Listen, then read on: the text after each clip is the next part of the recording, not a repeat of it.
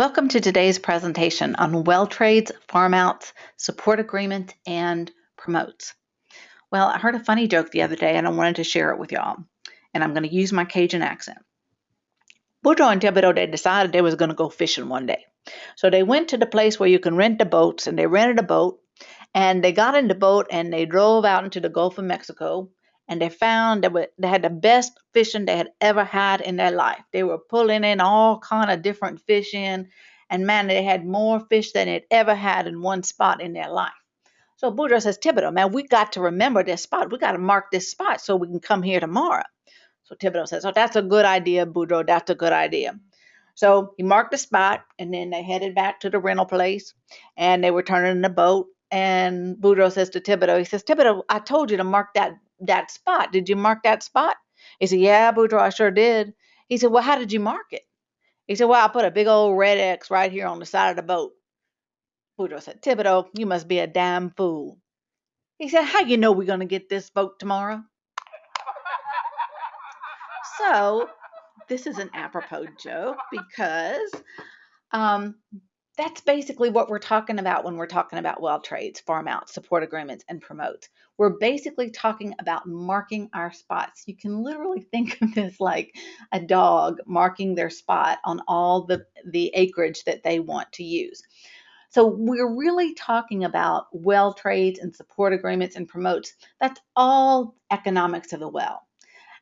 And as you know, the wells can be very expensive, ranging in price from $1 million to $6 million to $27 million. And often there's a lot of different people in the area, a lot of different competitors in the same area. And so if we use well trades, we can kind of cooperate together and then greatly reduce the economic cost of drilling a well, of drilling a potential dry hole, because all of the competitors are going to contribute in some way to that dry hole. Now, the term well trades is more often used generically to refer to any kind of a well trade. It could be a farm out, it could be a farm in, it could be a dry hole agreement, a bottom hole agreement, a promote. Those are all just generically referred to as well trades. Now, I know we've covered the farm out in a previous presentation, but I thought it might be fun for us to take a closer look at it through humor. And then that would also give me the opportunity to talk to you about what support agreements and promotes are. So with that being said, let's start with our agenda. And we're really talking about three things here. First, I'm going to give you an introduction. I'm going to tell you a little bit of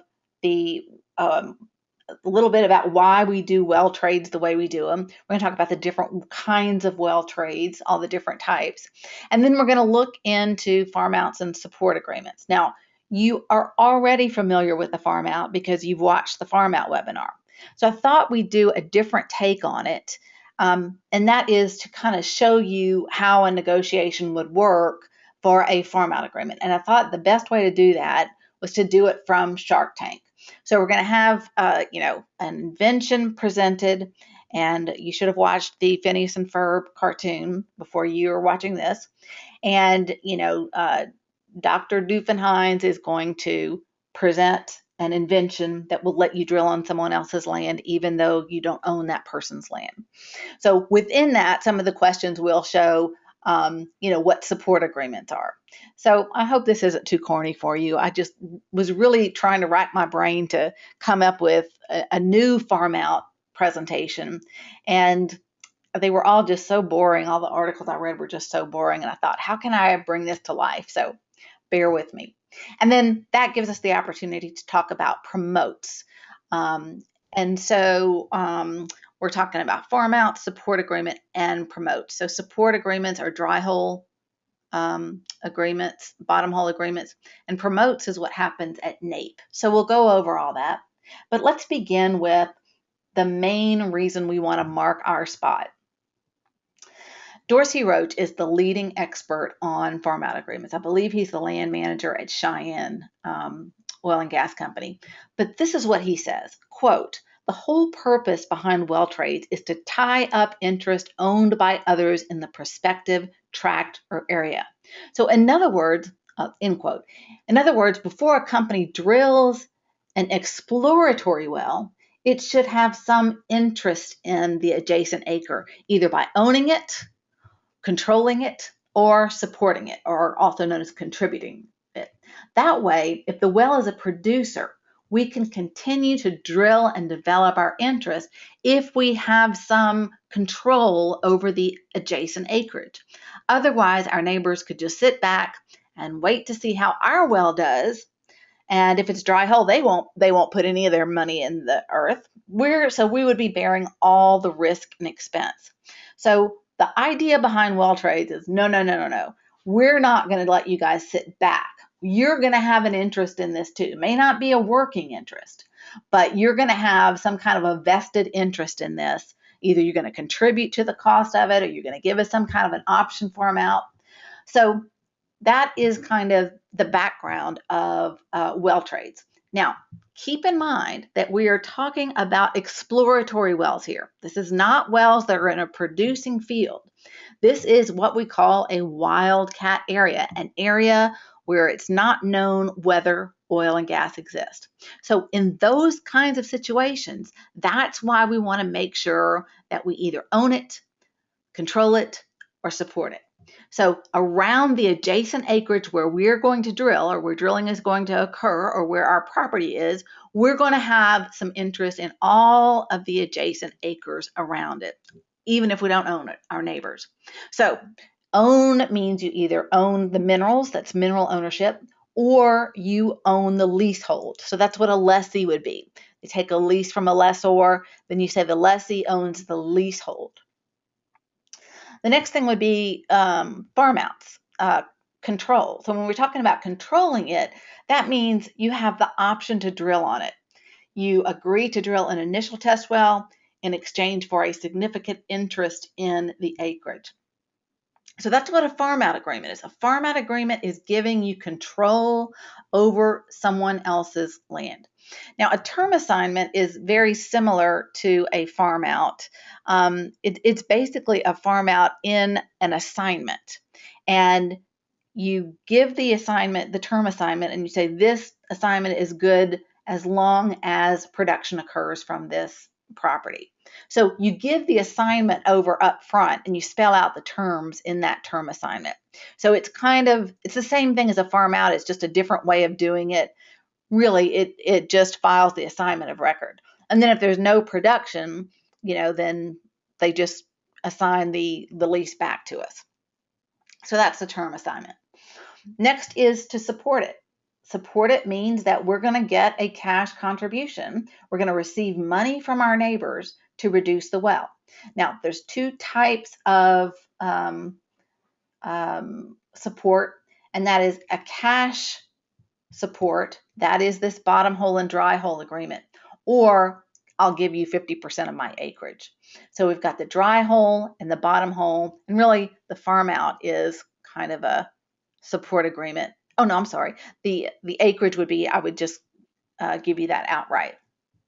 Okay, so that is basic introduction here. But again, let's talk about why we want to have a well trade. Well, first of all, the advantages of well trades is that it spreads the risk. So it prevents the total cost and risk of drilling to be borne by only one company, while the adjacent acres just sit back and smoke their cigarettes and drink their beer to see if yours comes in. The next reason we want to do a well trade is it prevents drainage. If I sink my well into the ground and it's a producer and all the competitors around me sink their wells into the ground, now they're draining my property. So I want an interest in their property and they want an interest in my property so that we can prevent this drainage from happening. And finally, it protects the discovery. If you only have an interest in a certain part of a section, once you drill a well there, you really can't continue to drill because you don't have enough room to do it. Let's say you just have a 40-acre spacing unit. But if we have a well trade, then you can further develop your property even if you don't own some of that leasehold. So that is the idea behind protecting this discovery. Dorsey Roach said, if we drill exploratory wells without having these three elements, it would lead to economic suicide. Now, So this occurs when BP and Hilcorp, these independents would get together and they would have these well trades. And I have a little statistic here. Independent oil producers drill 95% of the nation's oil wells. So a lot of times that's what we're talking about, these independent oil producers getting together and, working this prospect together. So oil and gas company A does not want to put all the research time and money in drilling a well, and just so their neighbors can reap the economic benefits of the discovery without having to incur any of the risk. Might be a dry hole or any of the cost. So those are the advantages of well trades. Now there's different types of well trades, and I'm hopefully through this Shark Tank example going to be able to answer your questions about what the different types of well trades are. But let's just look at the names of some of them. There's 3 of these on here that are really farm outs, and they are the farm out agreement, just a basic farm out, the seismic agreement, and the option farm out. And also you could kind of say the term assignment is like a farm out because it's basically the same thing, but you're given the assignment up front in the agreement. These are support agreements: bottom hole, dry hole, contribution. And then promote is in a class all by itself. So those are the different types of wells. Now, I want to show you how these different types of wells can interact with each other. There's all these different kinds of options. So you're familiar with a basic farm out. A seismic farm out basically says if you shoot seismic, you can have a right to drill on my property. So the farm out is conditioned on the farmee shooting seismic to get that. The other is an option farm out. An option farm out is just, it's not an actual farm out, but it gives the party that gives another party the option to enter into a farm out. So in other words, they're basically saying, we'll give you this option farm out. That means we're open to a farm out. It's at your option. You decide whether or not you want a farm out from us or not. But, it's an option farm out. We're not going to sign it right now, but it's at your disposal if you need it. Term assignments, we've already talked about that. Bottom hole, dry hole, and acreage contribution. Bottom hole is when you pay someone so much money to, as long as they get to a certain depth, as long as they get to the bottom, and it's usually so much per foot. Same thing with a dry hole. The dry hole occurs only if there's a dry hole, then we will pay a certain amount per foot, okay? But if it's a producing well, you don't have to pay anything for the feet that are drilled. Bottom hole, and then acreage contribution is, I'll give you 50% of my acreage. That's another way to support it. And then finally, promote, that's what happens at NAPE, and we will talk about that in a minute. But let's take a look at a well trades example. Now, what I want you to do is I want you to take out a sheet of paper and I want you to fold it in half down the middle. Fold it in half. I'm going to be following along with you. So you fold it in half right down the middle. And then the next fold is hot dog style. That means you're going to fold that in on itself so that it looks like a hot dog. It's that long bun look. And, in between is where the ingredients would go. And the next thing I want you to do, I want you to fold one side of this. Now you have a long hot dog. I want you to take the one side of it and fold it right over the center. So it's just covering the center. And then I want you to take the other side and fold that over that fold. Okay? So you should have a square right now. Now, then I want you to open that up and I want you to write on your paper exactly what this is. So A, B, C, D, E, F, G, H, I. And then we're going to look at how these well trades work together. Now, the bottom 3, those are just going to be for your notes. So we're just using these first 9 up here. All right. So here's the way this could work. Okay. Let's say you are A. All right. And you come in here and your geologists believe that there is oil and gas under the ground, but you don't own a lease in this area. Okay, so the first thing you do is you get a lease, and the way you do it is you approach someone that already has a lease. And that person that already has the lease is A. So you would approach A and you would say, hey, can I buy your lease from you? And I'll let you keep a 5% override.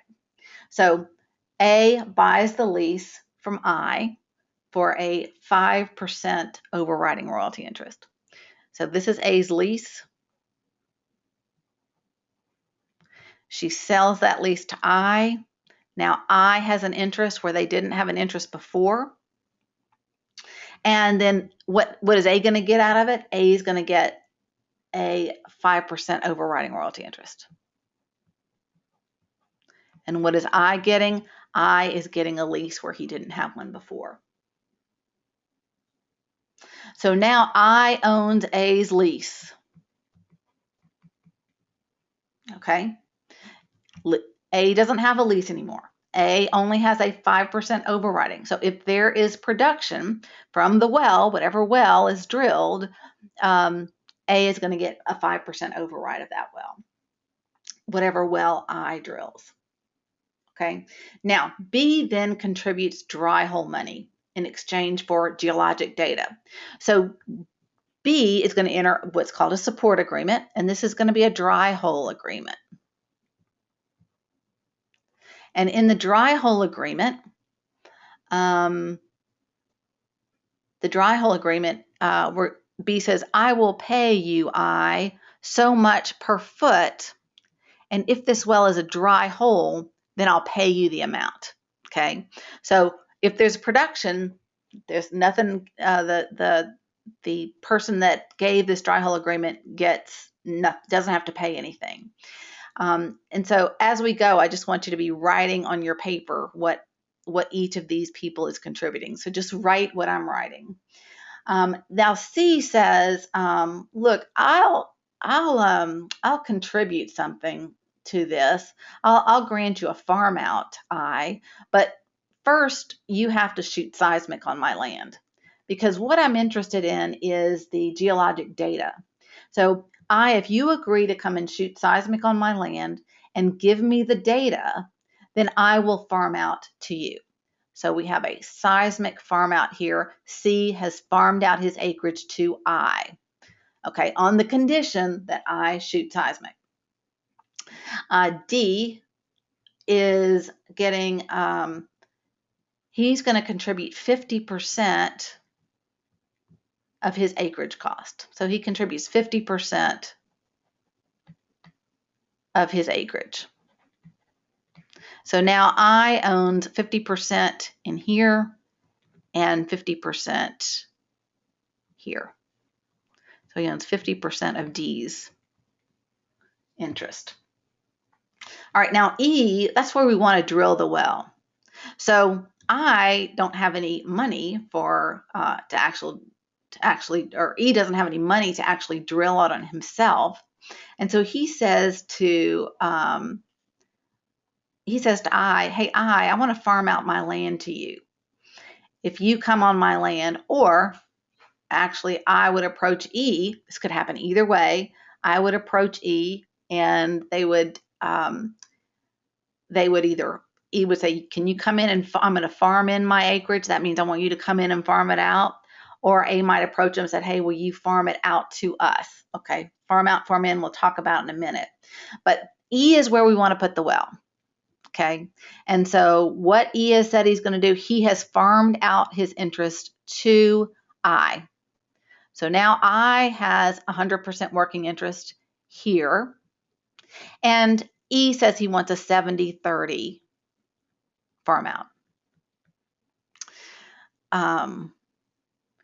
And so those are the terms there. So this is giving I the right to come onto E's land and drill, and in exchange, E is going to get a 70-30 farm out. That means, this is a typical farm out. That means that I owns 100% of the working interest because E gave that to him. What E gets is an override.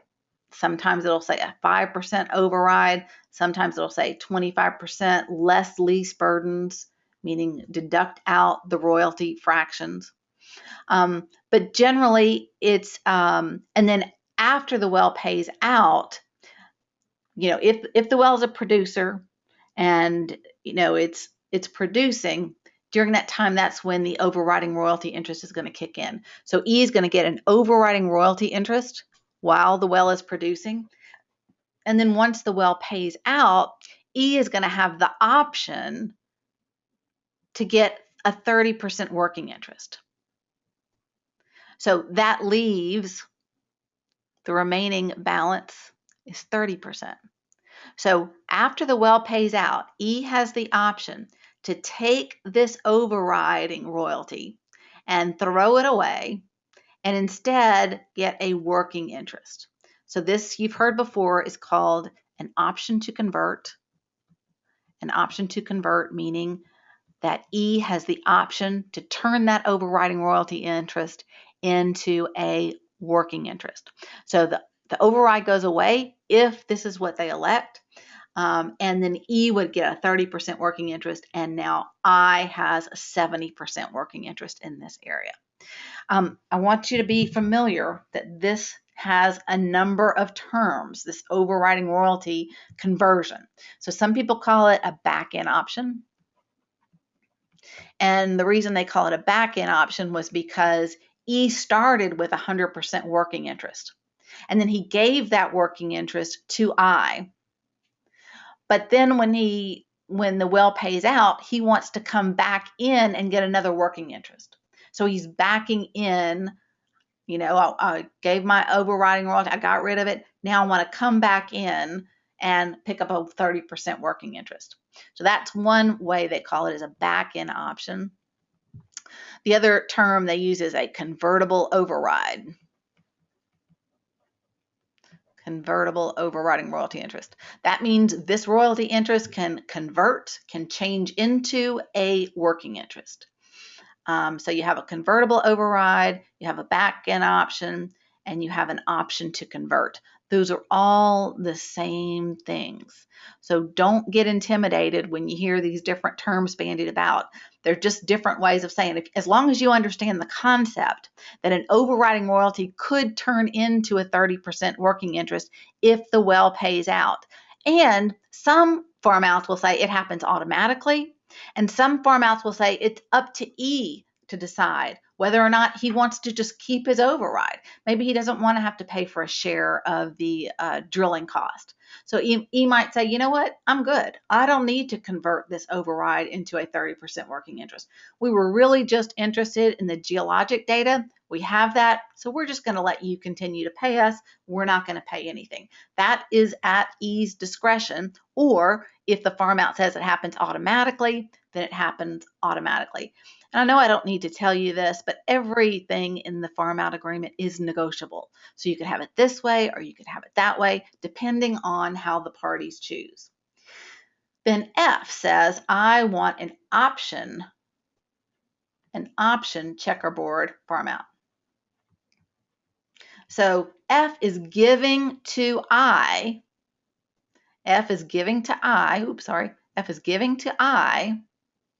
an option to come into his land, to farm out that acreage at A's option. We currently don't have a farm out, but if I decides that he wants to do that, they're basically saying the offer stands, the offer is open. All you have to do is accept and you can come on to our land. Now he wants what's called a checkerboard trade or a checkerboard farm out, and we'll talk about what that is in a minute.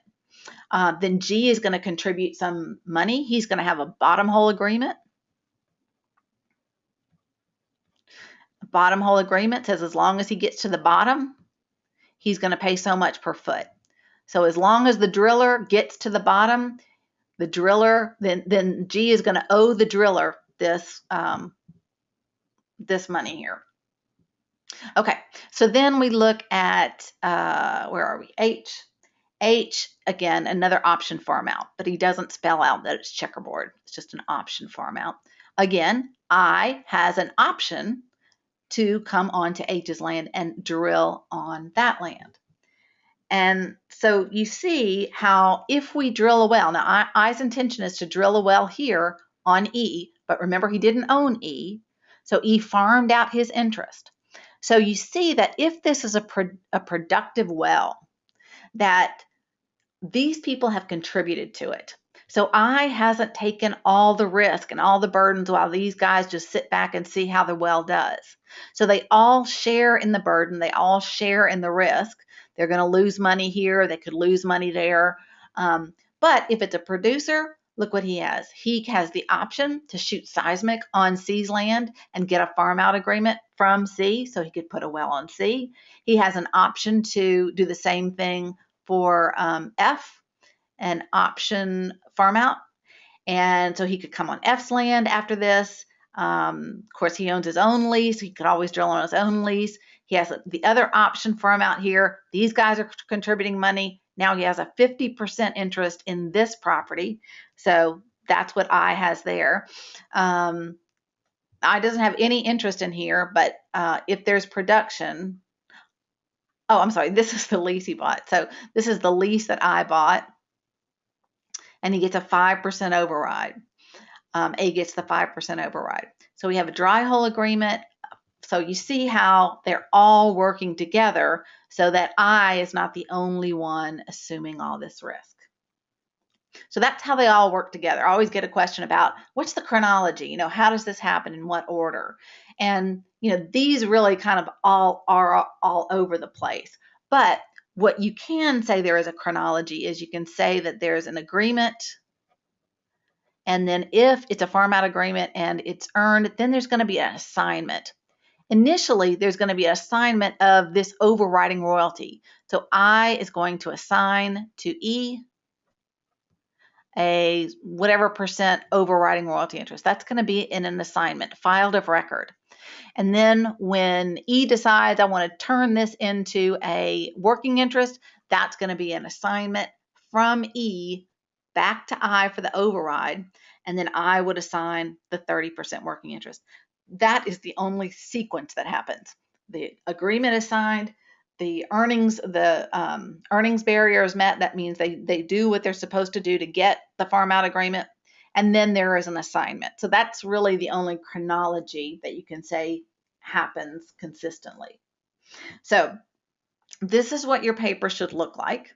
A buys a lease. Oh, this should be buys a lease. Sorry about that. Buys a lease from I for a 5% override. I'm saying this wrong.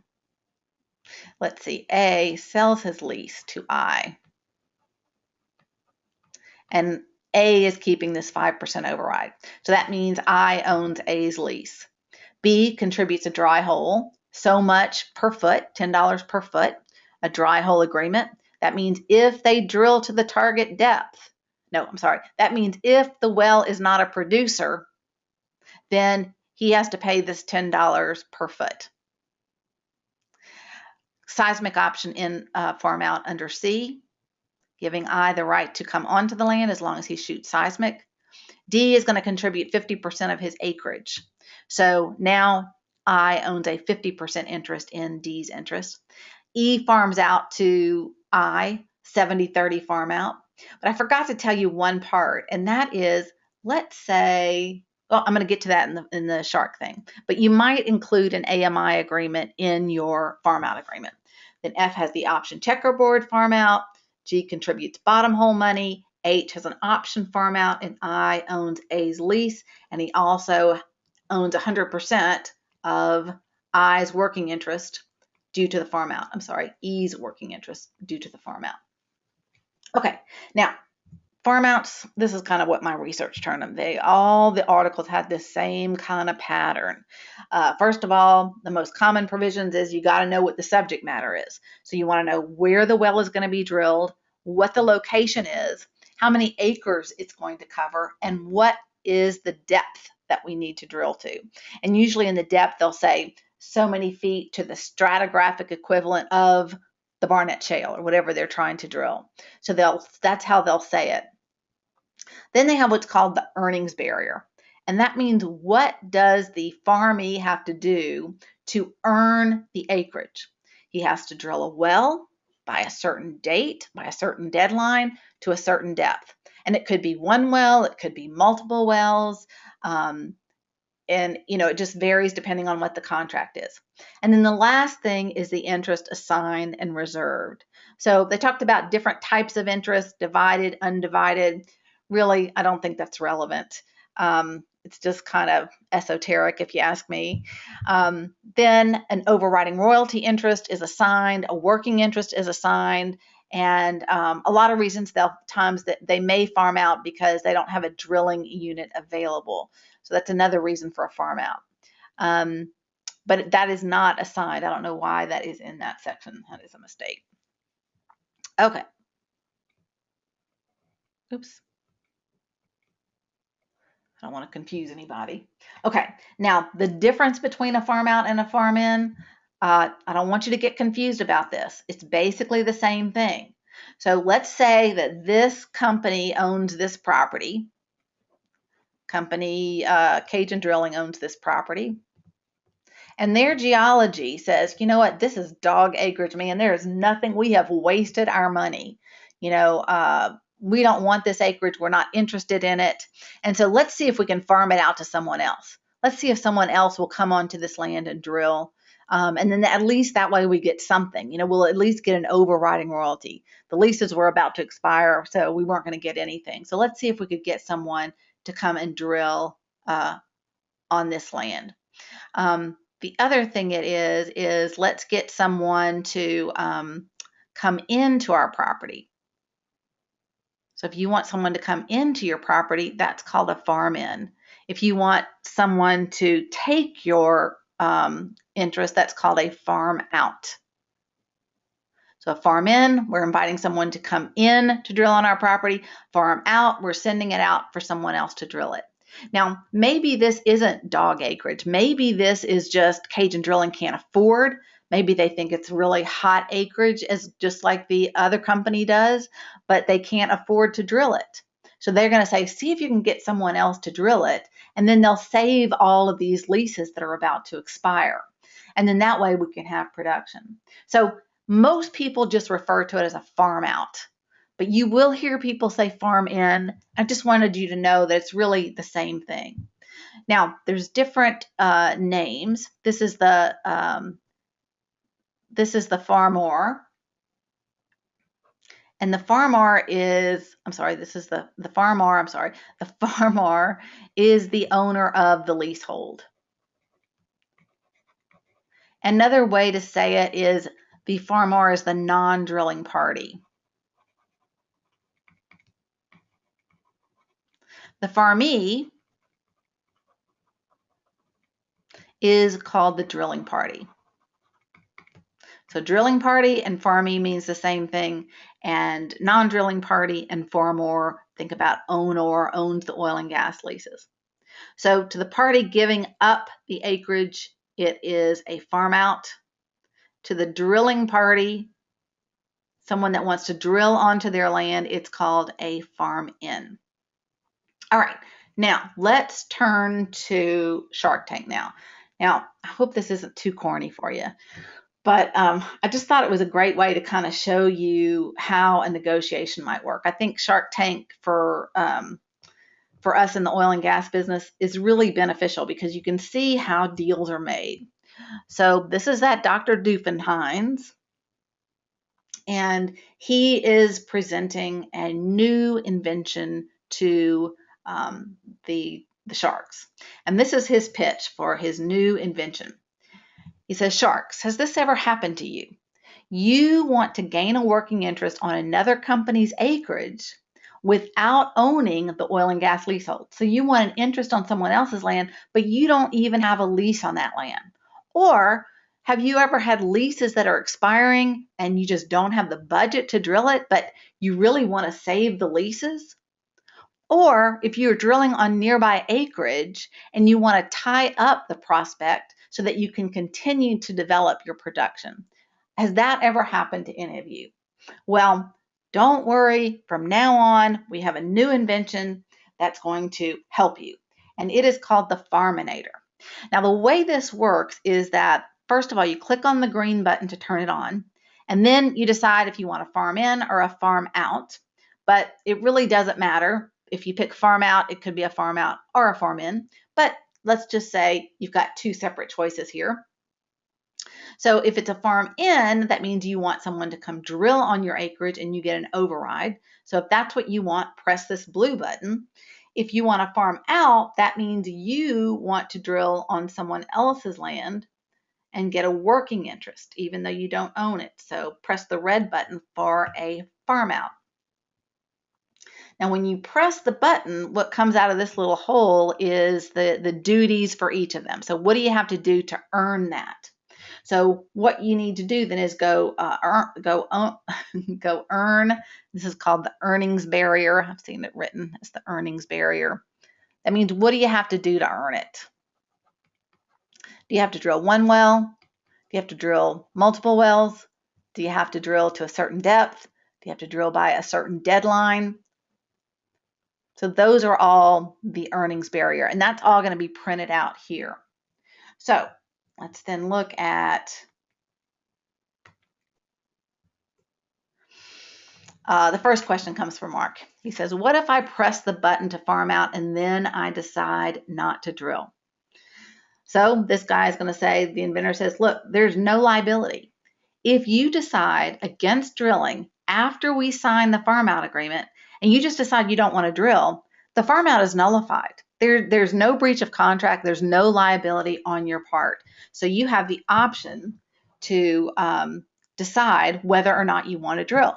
If you sign a deal with us and your geology says, you know what, I don't think that is good acreage, I don't think we want to drill on it, we're not going to force you to drill on acreage that now your geology doesn't believe in. So there's no harm, there's no foul, there's no penalty if you decide not to drill.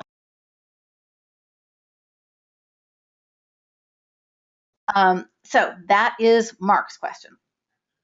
The next question comes from Barbara. And Barbara says, are there any deadlines on when I have to drill? If I sign the agreement, when's the deadline? And Doofenheim says, well, yeah, there would be a deadline. We would say you need to drill by this certain date. And of course, you and I would agree on that, Barbara. We would agree on what that date was. But yes, you would have a deadline on when to drill. And then if you don't drill by that deadline, again, just like in Mark's case, that farm out's just nullified. So there's no harm, no foul if you decide, or for whatever reason you don't meet the deadline, you just don't drill. That's all the penalty is. So Damon says, well, do I have to just drill the well, or does the well actually have to produce for me to gain an acreage position? Well, that's a very good question. And it depends on what your farm out agreement says. There are really two types of farm out agreement. One is a drill to earn. This is what's called the earnings barrier. And the other is produce to earn. So Damon, you and I could agree whether we want a drill to earn or a produce to earn. But the negotiation, if I were just interested in testing the acreage, I would be satisfied with a drill to earn because I'm interested in the geologic well logs that come up when you drill. So I don't really need you to produce. All I need you to do is test the acreage. Most of the time, though, we're going to want to produce to earn. So you're not going to get any of the acreage unless that well is an actual producer. So the next question comes from Lori, and Lori says, if it's a drill to earn, how deep would I have to drill the well? Would any just drilling work? Could I drill 50 feet into the ground? And Doofenheim says, well, this is negotiable and it can be spelled out in the contract, but usually you would have to drill to a certain formation, and that's spelled out in the farm out. So it basically says to the so many feet to the stratigraphic equivalent of this, or 100 feet below the stratigraphic equivalent of whatever, the Cotton Valley or the Barnett Shale. Oh, okay. Who pays the delay rental payments on your property while I'm drilling, me or you? All right, so this is the deal. If you are the farmer, you own the property, you have the leasehold, and you farm that out to the farmee is going to pay all the drilling costs, But you are still responsible for the delay rental payments. Now, that's important to know because you don't assume that the farmee is going to, just because they're paying for all the cost of drilling, that they're responsible for those lease maintenance payment or the delay rental payments. So the farmer, whoever is the person that owns the leasehold, is responsible for that payment. Now, there's usually a clause in the farm out agreement that says there's no liability if either party fails to pay the delay rental payments. So if farmer, for whatever reason, fails to pay the delay rental, and the whole thing goes away, now they can't drill on it because the delay rentals weren't paid, they can't sue each other. So that's why a lot of times the farmee, the drilling party, will go ahead and pay the delay rental payments and then get reimbursement from the farmer. But the obligation lies with the farmer. Okay, then Robert comes in and goes, well, how many wells do I have to drill to earn the acreage? Do I earn, is it one or more than one? And so, usually in the past, it was just for one well. You could do it for just one well. But today, usually they're required that you drill multiple wells. And sometimes there's a continuous drilling provision in the farm out agreement. And what it says is that as long as you continuously drill every whatever days, 60, 90, 120 days, then you can continue to earn acreage. So Damon says, so this would be a way for us to continue to increase our acreage if we continue to drill. And the inventor says, yes, what we could do something called a 70-30 farm out. That means for every successful well you drill, Damon, you would get a 70% interest in that well and another 30% in acreage outside of the spacing unit. Wow, that would make it very interesting. Well, let me show you what that looks like. Let's say A owns this lease on all the section, on this whole section. And A farms out to B, and B drills a well on a 160-acre spacing unit. B would get 100% of that spacing unit, and A would get the 5% overriding royalty. Once the well pays out, A would get a 30% working interest, and B would get a 70% working interest. So let's say this is the area right here. So B drills on this land, he's successful, A gets a 5% override, B continues to get 100%. But because he drilled a successful well, we're going to give him an interest where he didn't own an interest before. So we're going to give him an interest in this acreage outside of the drilling unit, and that would be 70-30. So he would get 70% of acreage outside of that drilling unit. Remember, A owns all of this, but he drills, now he gets 70% of the outside acreage. And A would get the remaining 30%. Okay, he drills another successful well, he gets another a spacing unit, let's say this one right here. He's going to earn this one. Again, he's going to already have 70% interest, but now he's going to have the right to the acreage outside of that. So that would well, here's where he would earn his 70-30. And then he drills here. This is where he earns it on the 40-acre spacing unit. And he also gets a 70% on the outside acreage that A owns. So that's called a 70-30 farm out agreement. They get not only an interest in the drilling and spacing unit, but they get an interest in A's lease outside the drilling and spacing unit. So Damon says, so in a 70-30, I would get 70% interest in outside acreage, and you would keep a 30%. Now, would that mean we would have to sign a joint operating agreement? And the answer is yes. If there are two working interest owners, you want to sign a joint operating agreement. And the joint operating agreement basically just spells out who the operator is and how all the costs are going to be paid. So we would be working interest owners. You would get 70% and I would get 30%. I already have this up there. Okay.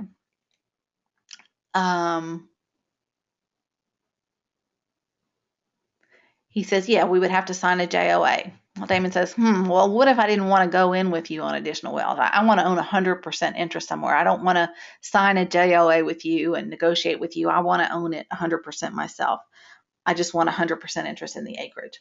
Well, what we could do in that case is we could do a checkerboard farm out, Damon, and it is designed just for that. Because in a checkerboard farm out, you earn an interest in every other drilling and spacing unit, and you own it 100%, and it alternates. So what it looks like is if you drill a productive well over here, we would give you this acreage here. And then if you drilled another one, we'd skip a space, and then we would give you this one here. So you're earning every other drilling and spacing unit, so you can drill on this by yourself without having anyone else join in with you. So that is the checkerboard farm out, and it's designed for someone who doesn't want to have a JOA. They don't want to have to split a working interest. They just want to drill their own wells, or because they want 100% interest. So that would be like a big company like Exxon or something would do that, because they would have the money to drill their own well. Most independents, really kind of want help from other independents in the area, but it could happen with independents too. All right, so then the next question comes from Laurie, and Laurie says, you know what, I just want to purchase your leasehold. Then I don't need you, and I could keep the 100%.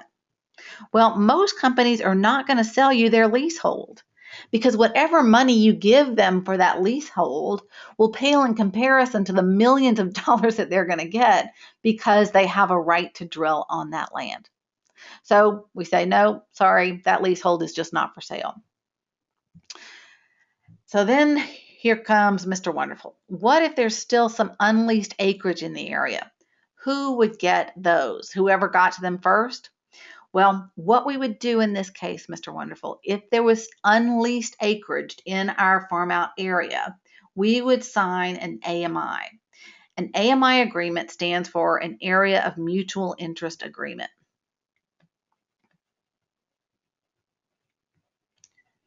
And what it says is that within this whole area, let's see, do I explain this on the next one? Yeah. Within this area, if there's unleased acreage, you and I would split that. Okay. He says, well, wait, what's an AMI again? Now, would that be a new contract? Yeah, that would be an addendum. That would be an addition to this contract. And I'm sorry, looking at the wrong thing. It applies when there is unleased acreage. Now, if there's all the acreage is leased, this point is moot, although it could be for renewal wells and options to extend are usually split by the parties. But if you want a percent of interest in new leases, that has to be spelled out in an AMI agreement. And the AMI agreement would have a map. This is all the area that is ours. And so if you're interested, if you lease from someone in this area, you have to offer it to us. So here's what it would look like. Let's say the white area here is unleased acreage, and this is the farm out area.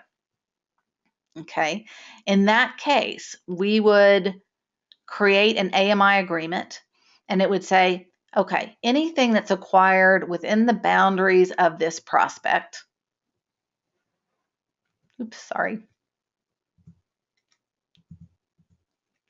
Within the boundaries of this prospect. So for example, what's in the white, this here, Mr. Wonderful, if you get this, you have to offer 50% of it to me. So you have to assign 50% to me. So you would have a 50% interest in this lease, and I would have a 50% interest in this lease. If I bought a lease over here, I would have to offer it to you, and I would say, are you interested in joining in this well with me? I will assign you a 50% working interest. Now, Mr. Wonderful might say, well, I don't know. What did you pay for the bonus? And they might say, well, we paid $3,000 an acre. And he'd say, no, thank you. I don't pay that kind of money for a bonus. So he's just going to opt out. So that's what the AMI agreement is. It gives them the option to get a 50% working interest, or whatever percent that you work out, in unleased acreage. So that's an area of mutual interest agreement. So As I told you in the other contracts class, it's usually in a highly competitive area where you're trying to control the market by saying, okay, let's not continue to drive the price up by us outbidding each other. Let's you and I just agree that whoever gets it, has to offer it to the other party. So, and remember I said that's different than an antitrust violation, because an antitrust violation would be if you said, don't pay over this amount. You don't talk about price with them. When you set up an AMI agreement, you don't discuss price. Remember, because it's 10 years in federal prison, and it's not the president of your company that's going to 10 years, it is you. So this is not anything to be messed around in. So the next question comes from Barbara. And she says, so if I let you drill on my land so that I can save my leases, that would be a farm in. What do I get out of the deal? Well, if the well is successful, Barbara, you're going to get an override. And once that well pays out, you could get your working interest back. And then we would jointly develop future wells together. Plus, we'll save those leases that are about to expire. So there again is your overriding royalty interest. The convertible override, sometimes it's called, that can back into a working interest, and then the override goes away. So that's the same terms as a farm out agreement, but it would also happen if Barbara invited someone in to drill on her property to save those leases.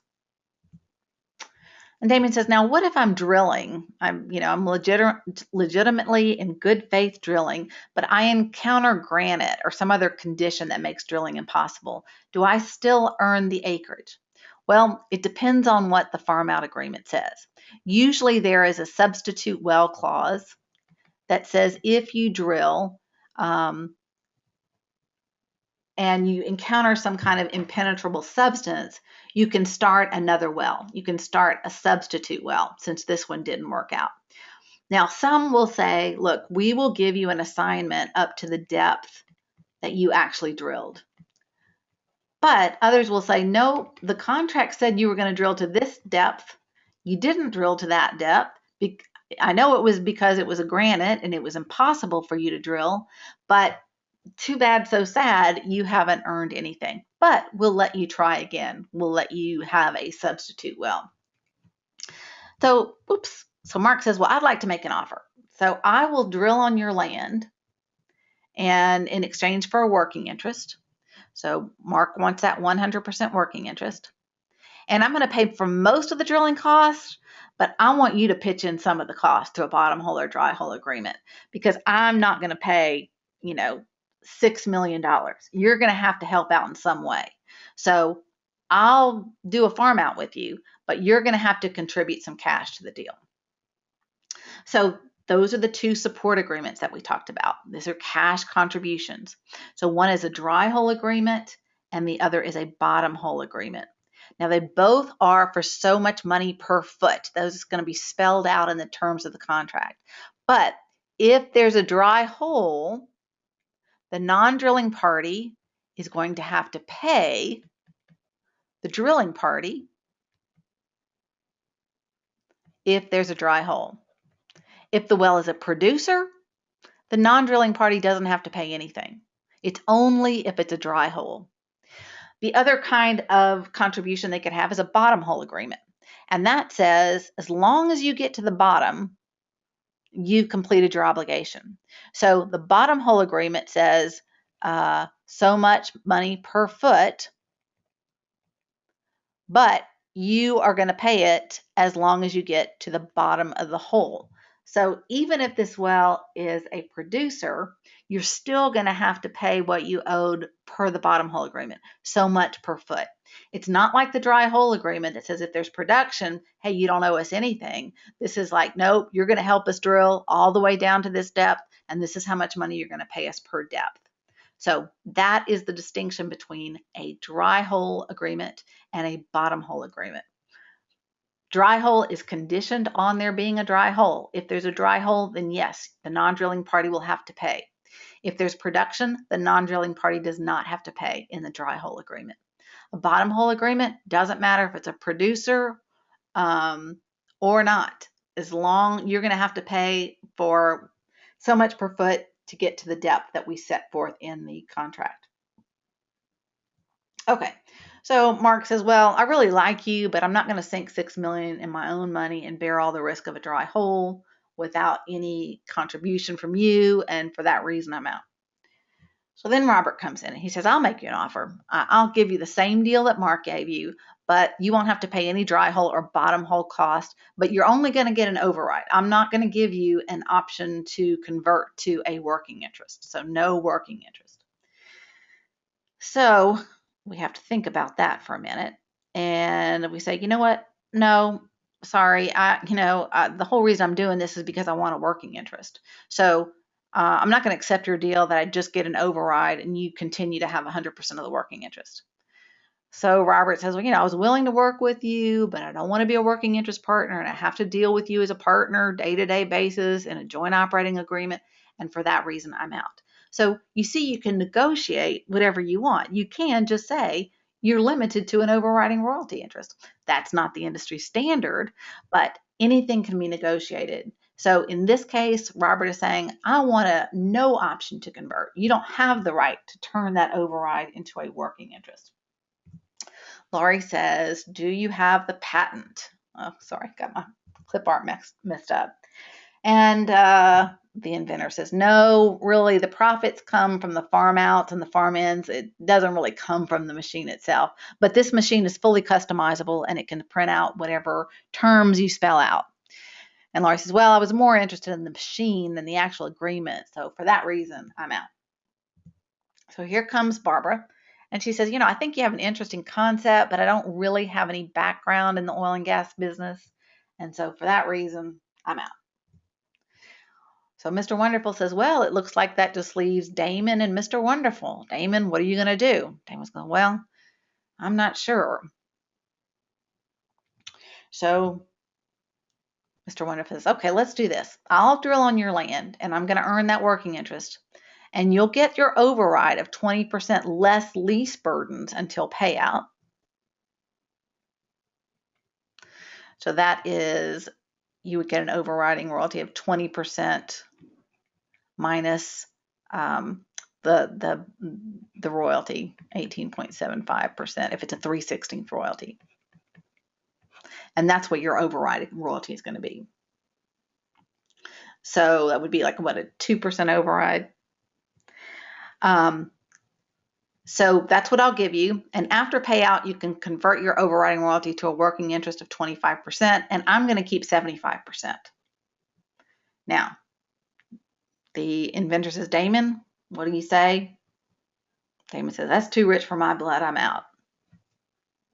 So you see, Mr. Wonderful has negotiated not a 50-50 split. He's saying a 75%, 25%, where he's getting the lion's share of the working interest. He says, do we have a deal or not?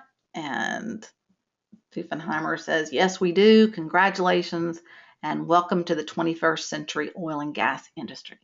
So hopefully that was helpful in you to see how a farm out negotiation would go. It's whatever the parties need at the time. So if all I want you to do is test my acreage, I'll be fine with a drill to earn farm out agreement. But if I want there to be production, I'm going to require that you produce. What's the depth? What's the formation? What's the deadline? Those are all questions that are answered in a negotiation. Is there an AMI agreement? And usually when you set these up, you also attach your joint operating agreement. So attached to the farm out should be the assignment form that you're going to use once an assignment is earned or once an interest is earned.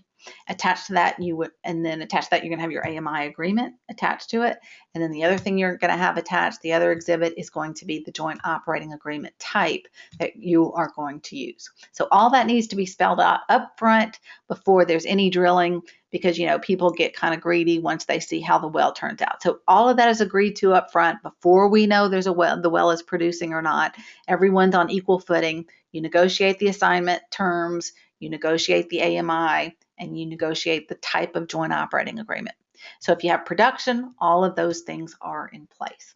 So that concludes the Shark Tank episode on the Farminator. And now we are going to turn our interest to another type of agreement that's called a promote. A promote agreement is, every year, actually several times a year, the American Association of Professional Landmen puts on this thing called NAPE Expo, and it stands for the North American Prospect Expo. And when they first started doing this in 1993 was the first time they did it, they had 80 booths and 800 attendees. And that has grown considerably since then, as you can see here. So as you can see here now, it's quite busy. In 2011, there was 1,600 booths and 16,000 attendees. And now it's not only in Houston, but it's in other parts of the country as well. Now, the reason I'm teaching you about NAPE in this contract presentation is because this is what NAPE is all about. NAPE is about not inventors, but usually geologists that have found a prospect and they want to drill on that prospect and they want your help to drill on that prospect. So you'll have these people that are standing there with their smiling faces and they've got all these geologic pictures and they're trying to show, hey, this is a hot area. You know, we really need your help to help us drill this acreage. So these guys are known as the promoters, also known as the generators, because they are the ones that generated the prospect. Okay, so that's kind of what promotes are. You've got a promoter who is promoting it, pushing it, trying to convince people at NAPE that they need to join in. And here's the way a typical promote would work at NAPE. First of all, the generator or the promoter is going to incur cost before they get to NAPE. They're going to have to pay their geological consulting fees. Let's just say that's $100,000. They're going to have to pay if they own the land, or if the land is already leased, and hopefully it is, or they wouldn't be able to be offering someone else an interest. They have also had to pay all the brokerage fees. So that's not only that is the salary for the brokers to go out and negotiate with these landowners. They have also paid lease bonus payments. Let's say they've made lease bonus payments in the amount of $320,000. The land brokerage fee was $100,000. And then they actually purchased some seismic. Someone else had shot seismic, and so they purchased it and hired someone to interpret it, and that was another $150,000. And then they have kind of a prospect overhead fee. You could say this would be a finder's fee, maybe is another way to say it, and that's $150,000. So before they go to NAPE, they've already spent almost $1 million on this prospect. So for that reason, they need to be compensated for this. And that's where we get these, what we call a third for a quarter promotes. So the way this works is that, let me see, a third for a quarter promotes. So let's say this well cost $1.2 million to drill, okay? And it's going to cost us $600,000 to casing point. Casing point is a point in the well where you can determine whether or not how productive it's going to be based on geologic logs and, you know, the cuttings that come out from the drill bit. And you can decide, you know, hey, I want to decide at this point to casing point, I'm going to pay $600,000, or I could opt to pay to completion. So that would make this a $1.2 million well. Now, the partner, so what these promoters are trying to get is partners. And so here's the fun part. Here's where the 1/3 for a quarter promote comes in. What it basically means is the generator is going to sell this deal to third parties. And they are going to pay for, if they pay for 1/3 of the cost, they're going to get a 1/4 interest in the well plus some acreage. So they're going to pay for 33% of the cost, but they're only going to get a 25% working interest. This is a third, this is the quarter.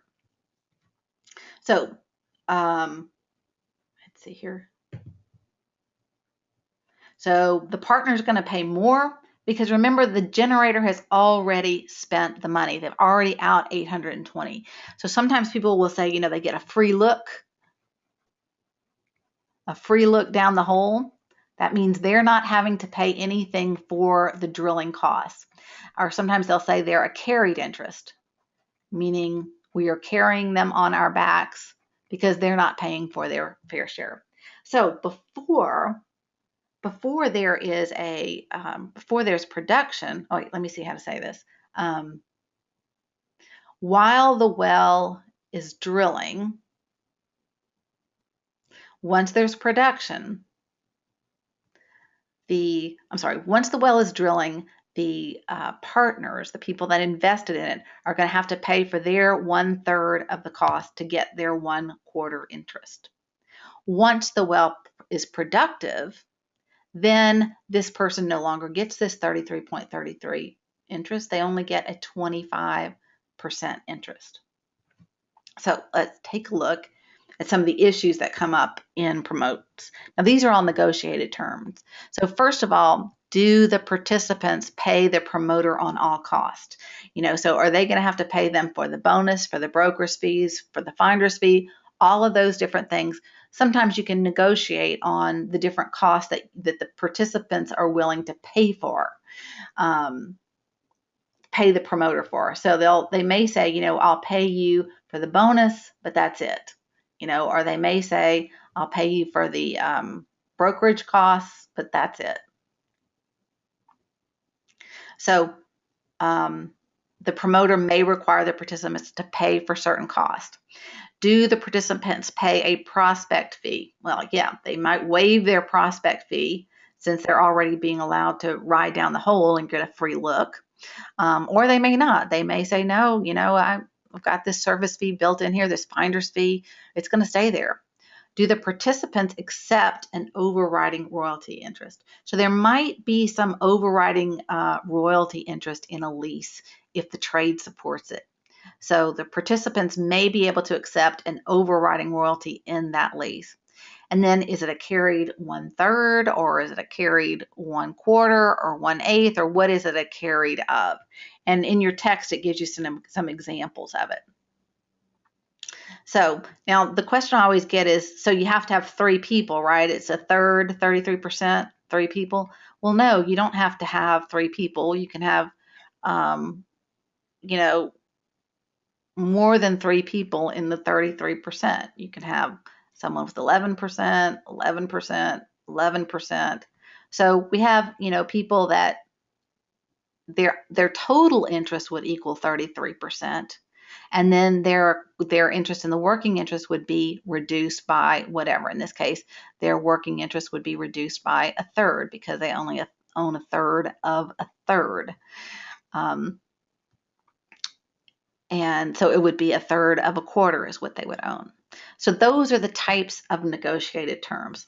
So to kind of give you a graph about this is, first of all, let's say the casing point example is to 600,000 feet. The cost would be, we're all in until we get to casing point.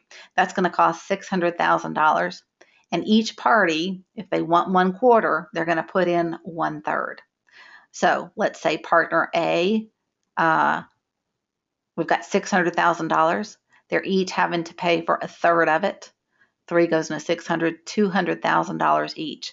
So partner A is paying $200,000 worth of drilling costs, and he has a 33% working interest, meaning he's responsible for 33% of the bills. Partner B has to pay $200,000 each, $200,000, his share of the 600,000. Partner C has to pay their 33%. They have to pay $200,000. But look what the promoter pays. The promoter pays nothing. He has a carried interest. So that's what a promote is. So after there is production, partner A, even though he paid for 33% of the cost, he's only going to get a 25% working interest. Partner B, the same thing. His interest is reduced to 25%. Partner C, 25%. And here comes the promoter. Now the promoter comes in, and now he is a 25% working interest owner, even though he didn't pay for any part of the lease or the drilling cost. But remember, he put money up front. He had money paid out front before he even went to NAPE. So that is a very simple example of a promote. And there's all kinds of permutations of it, but you just have to do the fractions. If it's a third and there's 6 people, how you divide a third by 6 and come out with what the dollar amount would be. So that concludes our presentation on well trades. I talked about in the introduction, the whole reason we do well trades is we want to either own it, control it, or support it. We've got to have some way to tie up the adjacent acreage if we want to reap the benefit by having other people contribute to it. So we don't want to bear all the risk ourselves, so we get other people involved. Then we talked about farm outs and support agreements, and I told you how they kind of work together sometimes, and we looked at all those questions from Shark Tank. Also in here is where I talked about an AMI agreement. And then the last thing we talked about was NAPE, and that is a third for a quarter promotes is a very typical fraction, but it could be anything. It could be however you want to figure it out. And so that is at NAPE. That's what NAPE is all about. People are walking around seeing if they're interested in investing in someone else's